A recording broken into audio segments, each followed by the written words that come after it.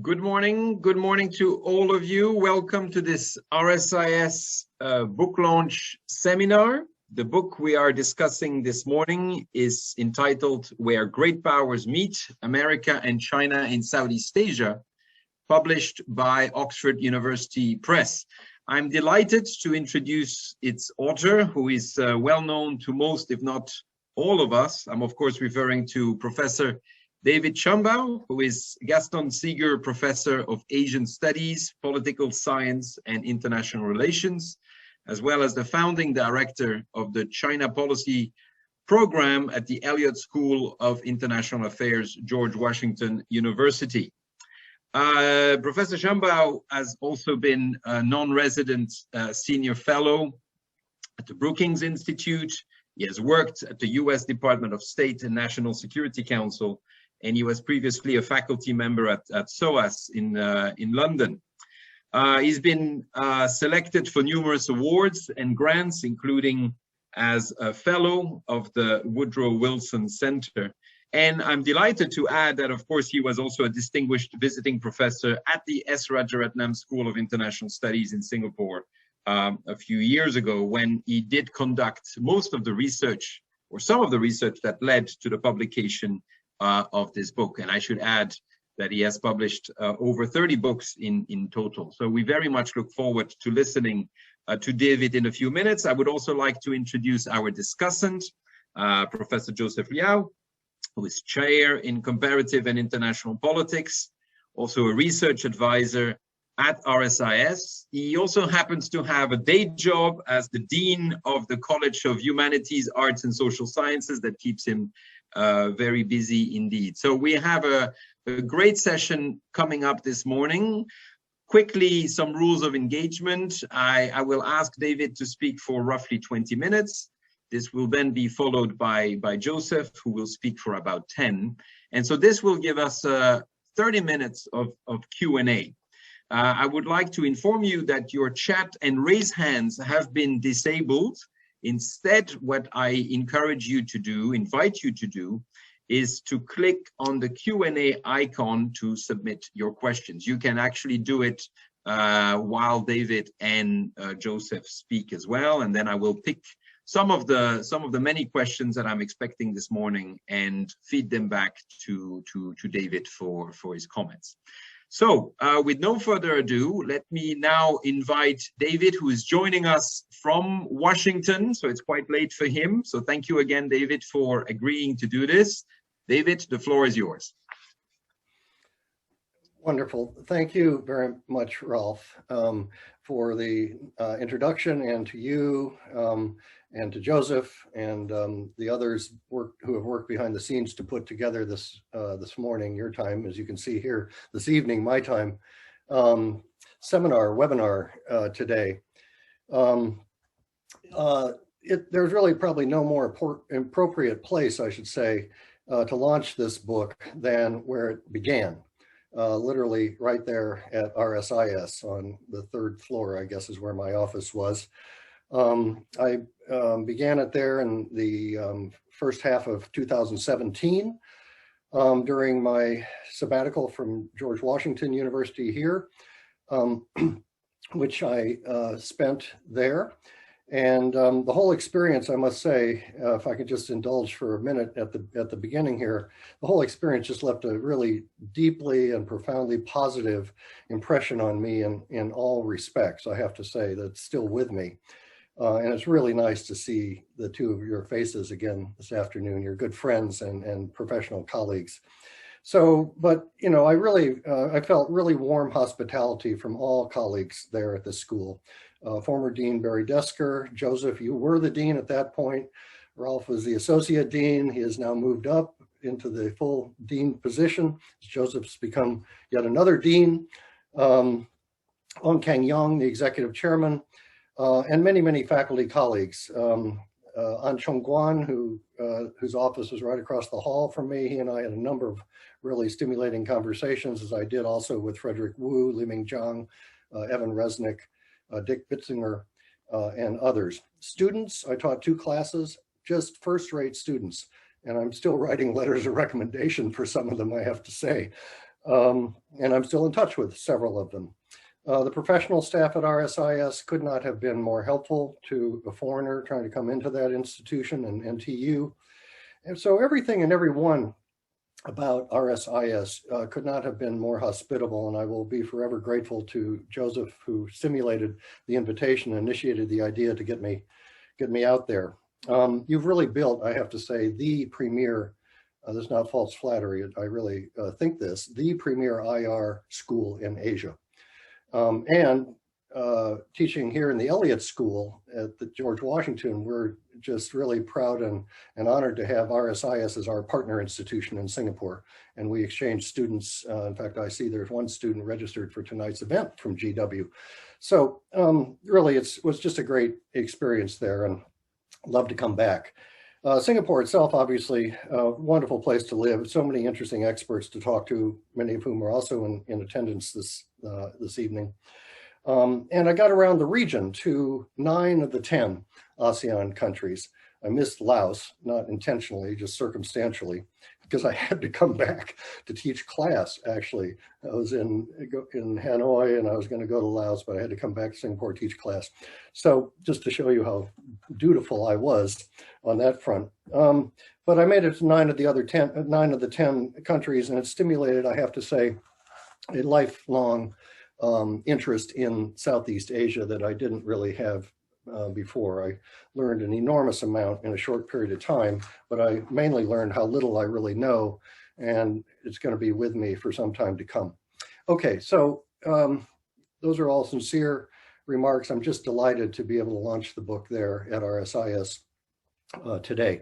So let me, in my little remaining time, try and do maybe 3 or 4 things. First, to give you a couple disclaimers about the book for those who haven't read it or wonder what it's about, whether they should go out and maybe get a copy. Secondly, what are some of the main takeaways and conclusions that I came to? Third, this is obviously a book about the 2 countries, the US and China and Southeast Asia. So what is the kind of relative balance sheet in each of their capacities? What tools do they bring what in their toolbox to the region? What can we say about that? And then looking into the future, I have a few thoughts about where this might go. So that's a little roadmap. Let me just start with the caveats first. First being that this is not just a book about China and Southeast Asia, it's very much a book about the United States as well, and China and Southeast Asia. And I have to say, I learned more in the course of researching this about the US in the region than I did about China in the region. I had some knowledge, not a great deal, about China's role in the region, but I have to confess that I really didn't know a whole lot about at least the historical dimensions of the American position and role in the region. And that leads me to the second disclaimer. This is not just a book about contemporary affairs. It's got a lot of history in it. And for those of you who are thinking about buying it, perhaps, be forewarned, you're going to get a good dose of history. And, in the case of the United States, that goes back to the early 1800s, 1802 is when the first American consul was recognized in the Dutch East Indies. It proceeds through the rest of that century, the arrival of missionaries, the signing of 2 treaties with the Kingdom of Siam, the arrival of the American Navy, in those days was called the Asiatic Squadron. And then over the turn of the century, of course, the Spanish-American War, and Theodore Roosevelt's own investment in the Navy and in America's role as a Pacific power, which included, of course, the colonization of the Philippines, America's only colony historically. And then it proceeds through the 20th century and a variety of things there, including the Vietnam War, Second World War in the Pacific, Cold War. So there's, on the American side, the history is not as long, certainly, as is China's, but there's a whole chapter about that. Then I turn to China, which, of course, like everything else with China, begins back in the Qin Dynasty, 221 BC, was the first recorded records of interactions between the Han people and those who lived to the south of the Yangtze River, really, who were referred to by the Han as the Ye people. There were so many Ye people, they call them the Bai Ye, the 100 Yes. And that goes, and I start from there, but really spend a fair amount of time on the so-called tribute system and the Nanhai Nanyang trade, for which NTU is named, I suppose, in part. And then I kind of move into the 20th century and the role that Southeast Asia, particularly Malaysia, played, and Singapore and Penang as a kind of a base for exiled revolutionaries, Sun Yat-sen included, who plotted the overthrow of the Manchu Qing dynasty there in Singapore, right? And then they moved up their headquarters up to Penang. And then I walk through the rest of the 20th century. I won't bore you with all that. I think it's pretty familiar history to most of our viewers today. So if you're looking for a book about contemporary US and China in Southeast Asia, yes, it's very much that. There are 3 chapters on the contemporary period, but there are a couple more historical chapters. And the book itself, I must just sort of say, adopts what I call an outside in and inside out approach. There are these parallel chapters on the US and China and what each of them have done towards the region and in the region, historically and in more contemporary periods. And then in chapter 7, I guess it is, I look at the inside out, how all the ASEAN member states plus ASEAN as an institution have dealt with these 2 external powers. Maybe you don't think of China as an external power. So that's the kind of thematic the way I approach the topic. And the third kind of caveat or explanation premise really is that I begin with the assumption, and I believe it, that the United States and China are now locked into indefinite comprehensive competition as far as the eye can see across all functional domains: political systems, diplomacy, commerce, security, military, espionage, ideology, science and technology, education and research, public diplomacy, soft power, culture, media, governance practices, global governance, you name it. And the US and China are not on the same page. Quite to the contrary, they're in direct competition with each other, have very different positions on almost all issues. And that competition is the most defining feature of international relations today. And it's having collateral impacts on every region of the world and every one of those functional categories I just mentioned. So that's the kind of independent variable that drives the analysis. And I look at how that competition is playing out in different member states of ASEAN. So ASEAN's really, Southeast Asia, I should say, is really in the crosshairs, what I call in the book the epicenter of US-China competition on the planet. And it's kind of a microcosm, I think, and perhaps a harbinger of how that competition is going to play out in other regions of the world going forward. Not exactly the same every region, but Southeast Asia comprises almost all of those functional categories I just mentioned.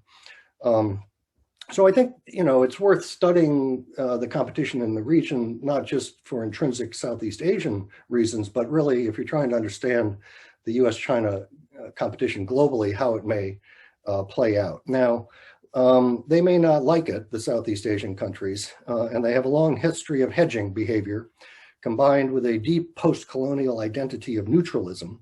But the storm clouds of major power competition are really swirling around them, becoming more and not less intense. And I think it's going to become increasingly difficult for Southeast Asians to pretend otherwise. I actually think that many Southeast Asians are in denial. I'm not going to say they're oblivious, but they're kind of in denial about the intensity and growing intensity of this competition. So that's those are the disclaimers. Those are the caveats, you might say. What are the big takeaways of the book, main findings of the book? Well, first one, I don't have to tell this audience, I do to American audiences, about the intrinsic importance of Southeast Asia in its own right. I'm not going to elaborate that. You all live there, know it. But I have to say, Americans don't know it, and they need to be told it, both policymakers and the public and other thought leaders. So that's one takeaway. I spent a lot of time describing the importance of Southeast Asia in different categories. Strategic, economic, geopolitical, demographic, ethnic, political, so on and so forth. Second takeaway concerning the competition between the US and China, I argue, or I use the term in the book, that it's a soft rivalry. It's not as distinct from a hard rivalry. Okay, what does he mean by that? Well, in the Cold War 1.0, and we can discuss whether we're in Cold War 2.0 or not, but in 1.0, the interactions between the United States and the Soviet Union were very, very interactive. It was real sort of tit for tat, action reaction. If Washington did A, Moscow would do B to counter Washington, and Washington would do C to counter Moscow. They really oriented their global policies around competing with, containing, confronting the other party, the other power. I don't find that to be the case with the United States and China yet in Southeast Asia or elsewhere. It's what I call soft rivalry, where it's kind of like, I use the metaphor of shadow boxing, okay? Where they're kind of dancing around, the ring, but, not landing any direct punches, looking over their shoulders, metaphorically, again, at each other, paying close attention to what the other's doing, but not premising their actions based on what the other is doing. Again, it may get to that and may become much more reactive and bifurcated, you might say, polarized, but I didn't find that in my research. And that's, by the way, what I think Southeast Asians want. They want to keep it this way. They don't want, above all, and your leaders, particularly Prime Minister Lee there in Singapore, keep telling us, please don't make us choose. Don't force a false choice on us. And it's true. I think that either power's biggest mistake they could make is to try and force a false choice. So this leads me to the third takeaway, that this is, despite the focus of my book on the US and China, this is not simply a binary dyadic game, so to speak. There are multiple actors on this stage and in this story.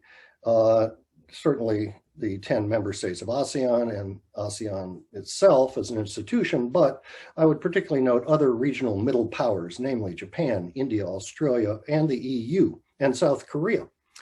I remember, actually, I was in Singapore in the audience at the Shangri-La, I guess it was, when President Moon came down a couple of summers ago to launch his southward policy. So yeah, South Korea is an actor now in the region. And so, again, don't have to tell this audience, is Japan, India, Australia, and the EU commercially and culturally. Ralph will love that. So it's a false narrative if one paints this only as a US-China dynamic. It's not. And that makes, analytically, it makes it really difficult to kind of wrap one's analytical brain around the IR of the region, but it is reality.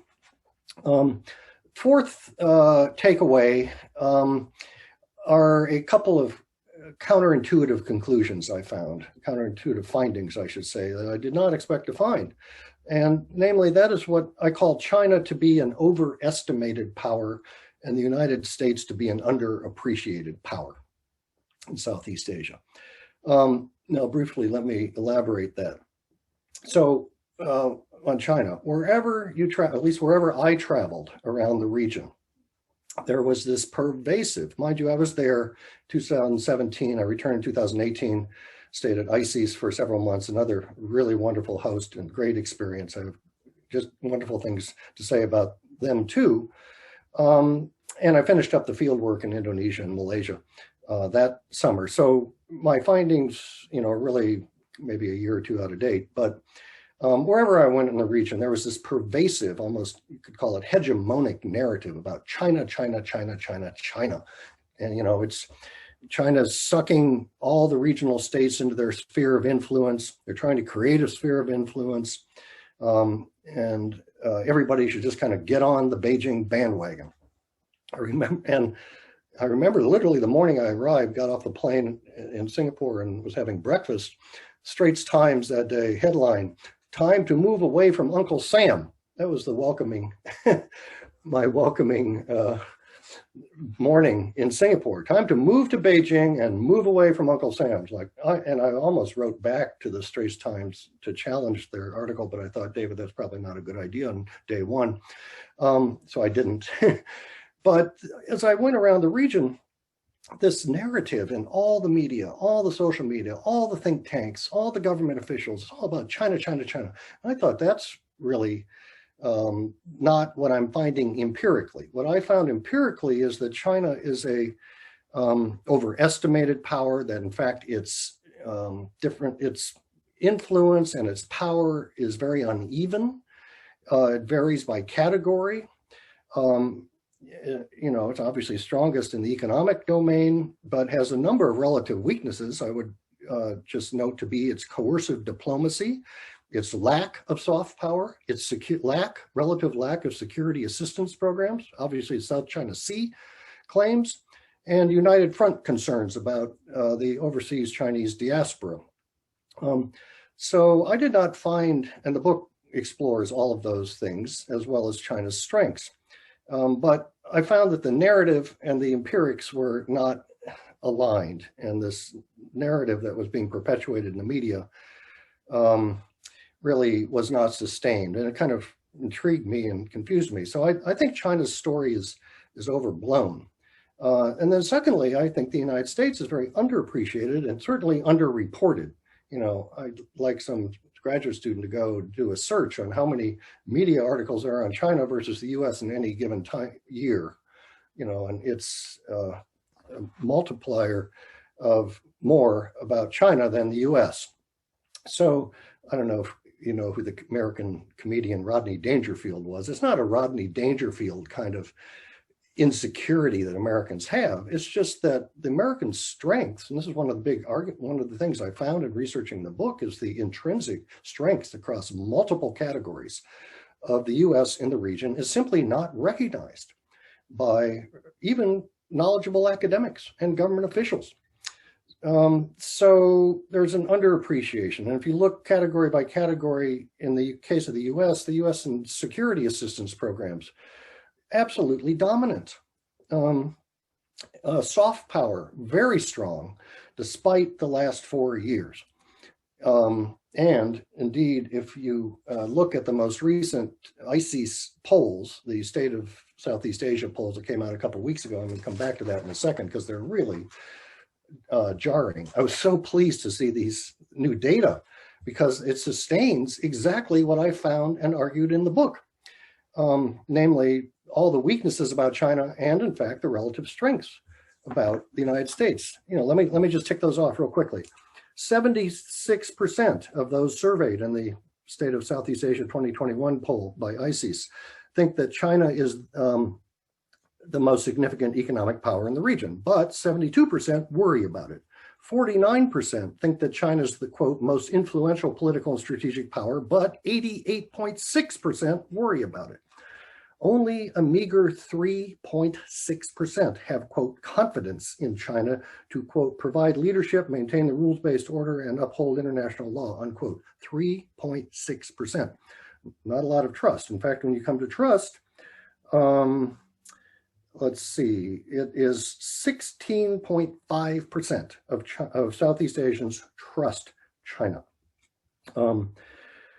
43.6% say China is a revisionist power that seeks to turn Southeast Asia into a sphere of influence, while only 5.6% say China is a status quo power that will support the existing regional order.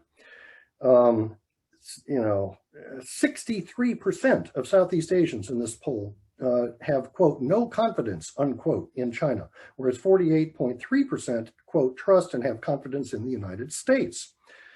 So, and then if you have to choose, they have this wonderful question, we don't want to choose, but if you have to choose the US versus China, who would you choose?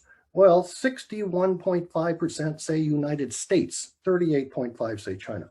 So these recent ISIS polls are different than the previous 2 years, but really interesting, and I was relieved to see them because they confirm what I found in my own research. So the US, I can go through categories, the book does, even the economic category, foreign direct investment, my favorite statistic. American total stock of American FDI in the region is greater than China, Japan, and South Korea combined. And on an annual basis, it is twice as much as China, 24 billion to 12.9 billion in 2018, which is the last figures we have. So, that's something most people don't know out there. Universities, popular culture, and so on and so forth. Yes, the US is really, whether it's COVID or Trump or the dysfunctionality of our democracy or the insurrection on Capitol Hill, we have a lot of problems that are major stains on our image globally, including there in Southeast Asia. But nonetheless, I argue in the book, it's not just because I'm an American, I think it's empirically correct, that the US has a number of intrinsic strengths in the region, and in fact, China has a number of intrinsic weaknesses. So let me just then move to conclude, well, last couple of points. One is, if you do compare the two powers, what do they each bring to the table, so to speak? Well, both powers possess influence, which, by the way, is the real definition of power. Any good sociologist would tell us. It's how you convert capabilities, towards given ends and influence others. America's greatest strengths are its hard power, I would argue, and its soft power. Its forward naval presence, deep military assistance programs, soft power appeal through media, movies, sports, higher education, technology, investment, second to none. Even, this is interesting, America's ODA, foreign aid policies, outstrip China's 4-1 in the region. Another fact I didn't anticipate. I would have thought it would be the other way around. America's weaknesses, we've got them, to be sure, in our competition with China. Number one, distance, the tyranny of distance. It's just a long way from Washington, D.C. for our officials and to get there. And then if you get there, after, what is it, Joseph, 20-hour flight, then you've got to go to several countries, and, it takes a while. So that's a problem. It's the reality. Emphasis on democracy, human rights, and good governance. Not that those are bad things, but they don't go down well with authoritarian Southeast Asian governments. That's a weakness. Third, the America's impatience, or I should say Washington's impatience with the so-called Asean way of diplomatic process, its obsession with consensus building and failure to find unity in the face of China's growing presence and pressure, primarily in the South China Sea. That really frustrates Americans. And fourth is a lack of government funds on the American part to match China's own infrastructure projects, BRI projects. And then perhaps most important of all is the episodic, I'm telling Joseph wrote the book on American roles in Southeast Asia. What do you call it, Joseph? Ambivalent engagement, right? Perfect title. You captured it perfectly. It's the American episodic and ambivalent engagement. It's not constant. And I understand, as I heard it everywhere in the region, we like you Americans, but we can't depend on you. You just don't show up with regularity, and you don't give us what we need when we need it. So those, I would say, are the strengths and weaknesses of the US. What about China, quickly? Well, its strengths, geographic proximity and money. And no political pressure concerning human rights or internal affairs and governance. China's weaknesses in Southeast Asia, I argue, ironically, geographic proximity and money. Too close and too much of it. Just flooding the region with money. $600 billion of trade last year. #1 trading partner for China now, ASEAN. But you see it everywhere. It's overbearing. It's my impression and I look forward to the conversation, is that Southeast Asians are just feeling overwhelmed with this tsunami of China. And whenever you have a conversation with Southeast Asians, they always point upwards, like China's up there. It's like, that's a geographic reality. It's not going away. So I would argue that geography and money cut both ways. It's China's strengths. It's also its relative weakness. Other weaknesses, South China Sea, undoubtedly. #3, its occasional diplomatic manipulation of ASEAN, which we've seen. 4th, its real inability to provide security and defense for the region. And lastly, historical suspicions that Beijing uses ethnic Chinese communities as fifth columns in several Southeast Asian societies. So, each of these two powers have their strengths and weaknesses. Their toolboxes are slightly different from each other. And the book catalogs all those, and we can go into them in the conversation. So just to finish then, Ralph, looking into the future, what are the possibilities? Well, I have a spectrum in the last chapter in which I place all 10 countries, close to the United States, close to China. 7 of the 10 are on the Chinese side of the so-called neutral line. I'm sorry, I don't have a slide to put up at this point for the audience, but that's a snapshot. This is a very fluid situation. And even 2 years, 3 years ago when I was living out there, it was different. Not all the countries would be in the same place on the spectrum then as they are now. And a year or two from now, they may not be in the same place. So we have to understand the fluidity there. And now with the new American government and greater engagement of the region, and we can talk about that, I think you're going to see some, and China's overreaching and overstepping, and alienating of Southeast Asian societies and countries. You're going to see movement on that spectrum towards the middle and back towards the United States, not towards the end. There's no bandwagoning with Washington. Those days are over.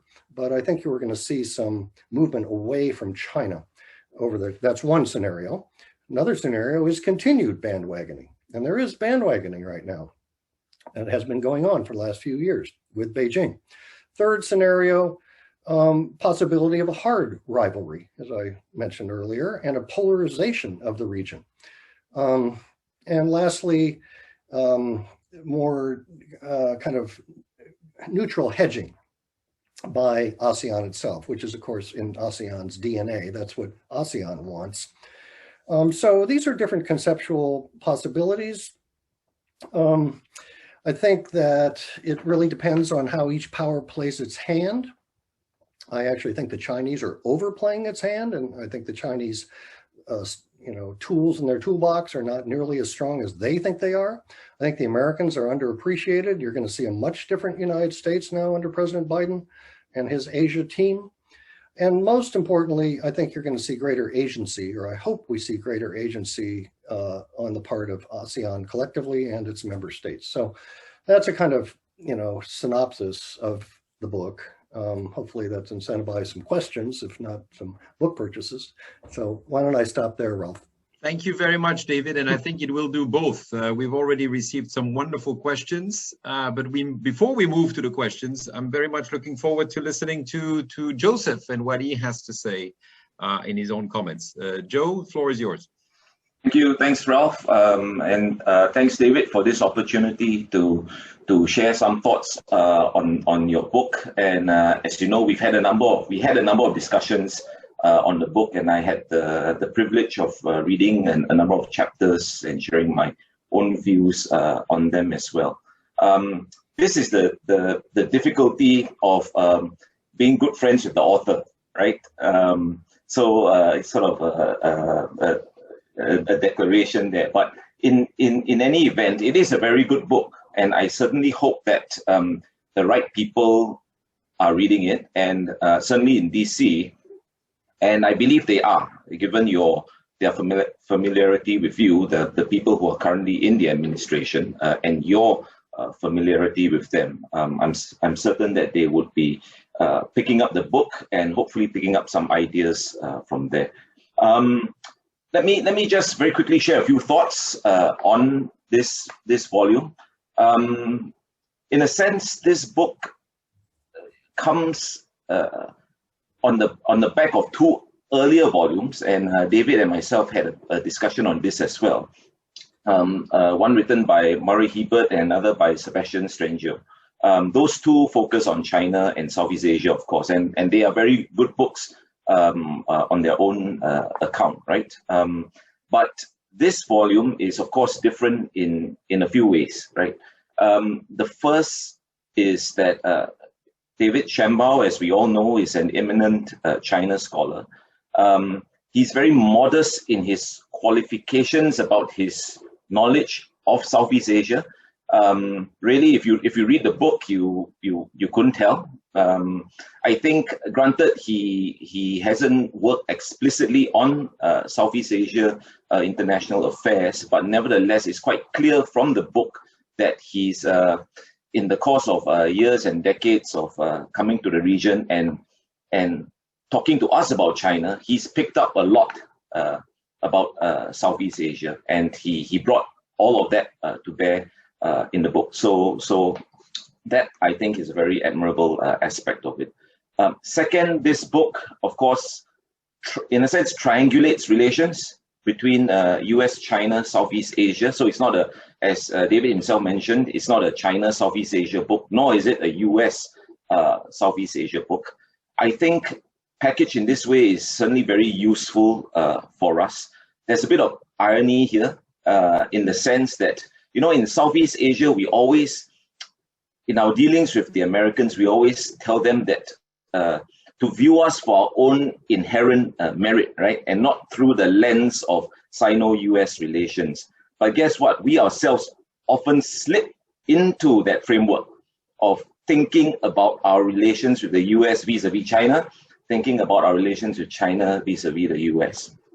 So, of course, in the case of this book, what you've done is you've intentionally triangulated it. After all, as the title suggests, Southeast Asia, you're looking at Southeast Asia as where the great powers, the US and China, meet. Yeah, and that's a very important point to make. But nevertheless, I think it is a refreshing analytical and historical appreciation of the fact that Southeast Asia is not just a place where great powers meet. Yeah, I think you demonstrated, for example, in part 3, the last sort of section of the book where you talk about Southeast Asia's encounters with America and China. But it also comes across in your chapters on Chinese and American engagement with Southeast Asia, that Southeast Asia has not merely been, shall we say, a passive recipient or subject of Chinese and American attention. And you've also managed to document how regional states have at various times and under various circumstances tried to shape this engagement, right? So, for example, your discussions on how the Philippines negotiated the defense agreements with the US, that very interesting section on Malaysia's negotiations with China over the BRI. Lots to say about that. We can have another conversation on that on its own. And of course, you talked about ASEAN also. But the one thing, if I could point out one thing, in that third section of the book, if there could have been a more explicit discussion of ASEAN and how ASEAN as a collection of 10 Southeast Asian states were trying to navigate these waters, that would have really been you know, an added value to the book, which is already a very good book. And the reason why I think that will be interesting, because you will probably end up, as you well know, and you allude to in other places, you will end up having to grapple, as we all do, with this issue of the cohesion in ASEAN when it comes to China and when it comes to the US. And indeed, this is a major subtext in the volume itself. I wanted to say very quickly a little bit about the Obama administration. And the reason why is I think it's in a sense, I won't call it an exception to the that proves the norm, but certainly when you talked about the US being underappreciated, or the underappreciation element to US engagement, of course, as you well know, the Obama administration sort of inspired this upsurge of hope for US Southeast Asia relations. And we all know it didn't quite work out. And I think there are very important lessons there that you have pointed out, but also important for the current administration. Just to point out three very quickly. The first is how it was long on soft power, long on soft power, but short on hard power, or the exercise of hard power. And I think Bilahari has made that very clear why that is so.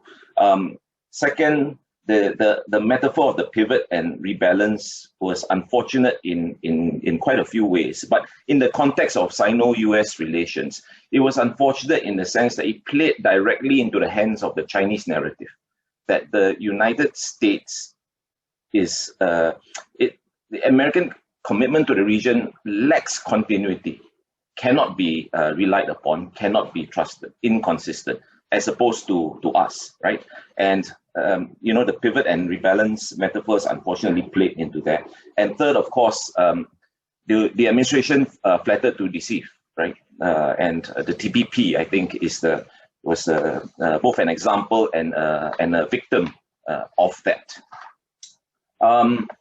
I was very intrigued by your classification of Southeast Asian states in terms of who China prioritizes. Yeah, so you had a very interesting list. You put Indonesia, Malaysia, Thailand as sort of the top priority, the sort of top tier. Vietnam, Singapore is a second tier. Again, on another day, let's have a discussion about Singapore being in that tier.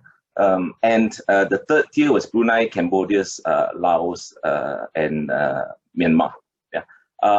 It would be interesting to sort of hear, how you arrive, basically how why you categorized it in that way, how you arrived at these conclusions on who was a priority and who wasn't.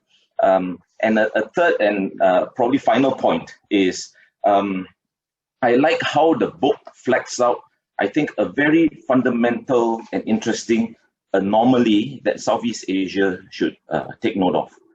So you suggest that in terms of, let's talk in terms of choices, right? You talked about Prime Minister Lee and talking about this issue of not making us choose. And this is sort of a narrative that more or less prevails in the region. In terms of choice, the closer you are to Beijing, the less attention you are getting in terms of being a priority, right? So back to your list, Cambodia and Laos, presumably,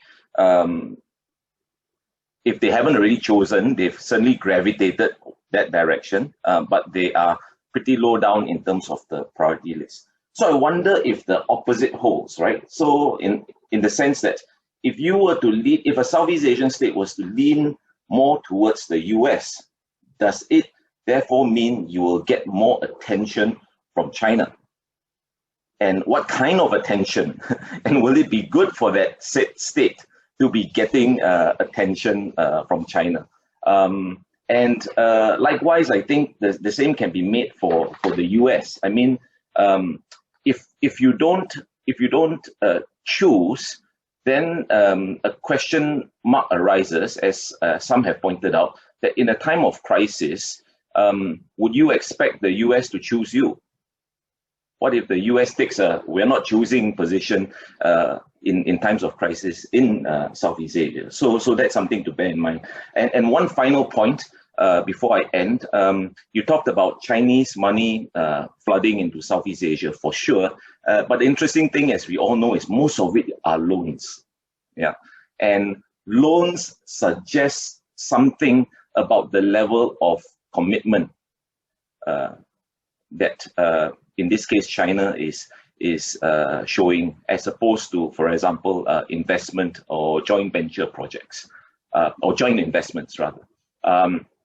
So that's all I'm gonna say, because other than that, I think I'll close by saying that again, it is a great book. I really congratulate you, David, for producing this book, and I'm glad that RSIS contributed in some way or other to the production of this very important volume.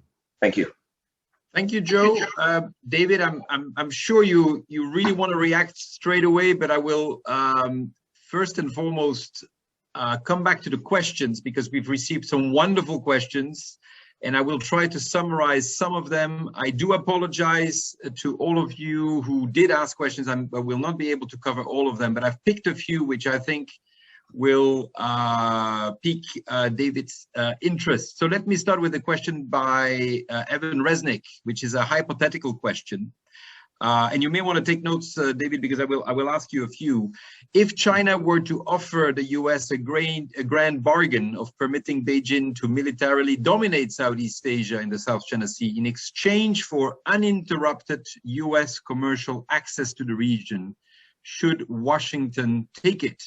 So should we allow to have a Chinese sphere of influence in Southeast Asia, but one that would not interrupt US economic interests? A second question that I would like you to address, David, is coming from my colleague Tiang Bun, asking basically, how should ASEAN respond to this growing rivalry? And I understand Tiang Bun's question to be ASEAN as an organization and not its individual member countries. So how ASEAN as an organization should respond to this crisis.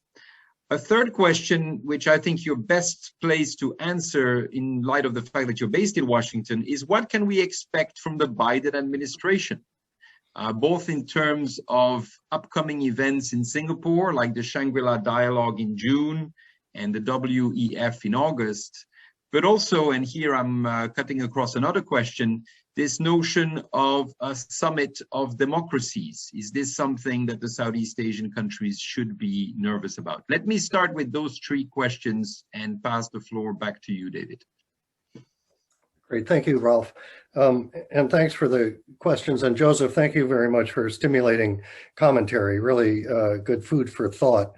I'd just like to respond very briefly to one of your questions about the categorization of those countries. If my recollection of that chapter is right, or that mention, it was a Chinese categorization. I was quoting a Chinese article from a Chinese academic that divided the countries in Southeast Asia into those priorities. I would have put it myself very differently. I would put Thailand, Malaysia, and Singapore as their top three priorities, in fact. Then Myanmar, Cambodia, Laos sort of at a second tier, and thirdly, Indonesia, Brunei, Philippines. So if I remember correctly, it was a Chinese who sort of said, this is the way we should look at the region. And I thought that was kind of intriguing, so that's why I put it into the chapter. ASEAN is, and your point about ASEAN and its diversity, absolutely well taken. I have to say, one of the best things that happened to me while I was out there is that Kishore Mahbubani and his co-author Jeffrey Ong published their wonderful book, The ASEAN Miracle. Now, I don't agree with all things Kishore publishes, and I know Kishore is actually on this call, at least he signed up for it. So hi, Kishore. And you and I will continue our conversations, but Kishore, I thought that book was just brilliant because it was a one-stop shop for those of us who are not, educated about ASEAN. I learned a great deal from that. But I should have, I tried my best in the book to bring ASEAN in, to especially that chapter 7. I should have done better. There's a lot, it's a very complex set of member states and the institution in Jakarta, my goodness. So then to the questions that were just posed, Evan, you're a good theorist, IR theorist, but it doesn't match up with foreign policy realities. If I understood the question correctly, if China offers the United States a grand bargain to have China dominate the South China Sea in exchange for unfettered commercial access to the region, well, I think that's a false choice to begin with. America has, as if China can control the commercial access to the region of the United States. I don't think so. Last time I checked, it's up to the individual societies and member states. And secondly, South China Sea, there is absolutely no way the United States is going to, cede the South China Sea to China. It's not a Chinese lake. The International Tribunal in The Hague ruled 5-0 that it is a totally illegal, illicit, illegitimate claim, 9-dash line. So the United States, forget it, Evan, and anybody else out there. The U.S. Navy is going to patrol 365 days a year through that those waterways. Get used to it, China. Now, secondly, how should ASEAN respond? Kim Bung, very, very good to see you too. And really one of my pleasures there was my conversations with you and your book, which is I commend and assigned to my own classes. How should ASEAN as an institution respond to the rivalry? Well, to strengthen itself. And that's one of the really interesting things if you look at the RSIS polls of this month, is that all respondents wanted ASEAN itself to gain greater coherence, greater autonomy, greater voice, greater agency. There seems to be a wellspring of support for that across those surveyed at least. And I would agree too. That is the best way to navigate this rivalry, a strong, united ASEAN that can act with purpose. And that's going to mean leaving some of this kind of consensus-driven traditions, to put it to the side and begin to act with greater continuity and greater purpose. The stronger ASEAN is, the better it's going to be able to navigate between the U.S. and China, I would say. But we all know, and any visit to the Secretariat in Jakarta will tell you immediately, that's not going to happen tomorrow because of the way ASEAN is structured, funded, and the historical origins of it. And then lastly, what to expect from the Biden administration. Well, a couple of things. First of all, you have a number of senior officials who are deeply experienced in the region. Now, yes, Joseph, they were involved in the pivot policy, a lot of them. We'll see what kind of lessons they learned from that incomplete policy, as you pointed out. Kurt Campbell in particular, but others. So you're going to have, you have people that are experienced. You have people who understand the region. They understand the importance of the region. They understand the diversity of the region. They don't just think of Southeast Asia. They actually have a variegated, and I would argue, rather sophisticated view of the member states and the dynamics of the region. So one, you're going to get attention, which you haven't had for the last 4 years. Secondly, as you will see across the world, and President Biden and Secretary of State Blinken and everybody else has been talking about alliances, alliances, alliances. American foreign policy under Biden starts with repairing, rebuilding, strengthening alliances. And not only formal treaty alliances, but non-allied partnerships, such as Singapore, such as Vietnam, such as India, even Indonesia. So you're going to see a real emphasis on the periphery and strengthening those relationships and those institutions in their own right, not necessarily in an anti-China, out of anti-China motivation. It will have that consequence, but it's not necessarily motivation. And then lastly, values. You've already heard this from President Biden and Blinken and others. There are two pillars that are going to drive the Biden administration: alliances and values. It's a classic liberal, Democratic Party kind of approach. Now, whether the value dimension is going to bump up against sensitivities in Southeast Asia, we'll have to wait and see. We've seen what the American reaction to the coup in Myanmar has been, but I don't really see, this is not back in the Asian values period. Southeast Asian governments and civil societies have moved way on. The authoritarianism has receded substantially. So I don't really see that as going to be a problem. The real issue is the degree to which other Southeast Asian countries are going to draw towards the United States as a result of their alienation increasing alienation, disaffection with China. What in the book I call, how many are going to have Myanmar moments or Malaysia moments, as Myanmar did after the Mitsoni Dam in 2011 and Malaysia did when Mahathir came back to power. Both cases they pulled away from China. How many other Southeast Asian countries are poised to have similar moments? I would argue Cambodia is, as soon as Hun Sen is out of the picture. I would argue the Philippines is, as soon as Duterte is out of the picture. So I think you're going to see, and then the question is, the U.S. just has to play their hand right and be there, be dependable, be steady, be supportive, and not try and orchestrate the regional countries into an anti-China coalition. And I think the Biden administration is smart enough to do that. Thank you, David. I would like to finish with two questions that are more specifically focused on China, because we've said a lot about Southeast Asian countries and the US, but what about China here? You mentioned a question coming from Gong Shui, referring to the China story being overblown.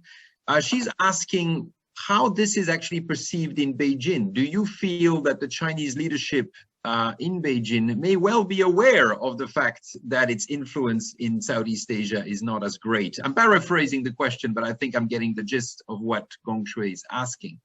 And then I cannot not ask a COVID-19 question, and that will be the last question from the Q&A session. As you may know, China is now actively embarking on a vaccine diplomacy outreach in Southeast Asia. This question is coming from Benjamin Ho. And so he refers to the fact that there is no free lunch. Do you see this being translated into greater Chinese influence in the region? Or will the Southeast Asian countries simply take the vaccine coming from China, but continue to rely on the United States for their security needs? So those are the final two questions that I would like to pose to you, David. Okay, thanks, Ralph. And to Benjamin, who we look forward, by the way, to having here with us at George Washington when we reopen our campus as an exchange Fulbright scholar. Well, the second question on COVID and vaccines, I think it's similar to the PPE deliveries that China did in the wake a year ago, in the wake of the outbreak in Europe and elsewhere. And they were appreciated by the recipient countries. There was a great global shortage. Everybody needed PPE. China stepped up and delivered, and that was a major contribution, I would argue. But China then asked for gratitude, public gratitude, and even payment by the European states. And China squandered, Ralph, as you know, what kind of benefits, what bump, you might say, they got in terms of their image through the delivery of PPP by their post-delivery hubris and demands for gratitude.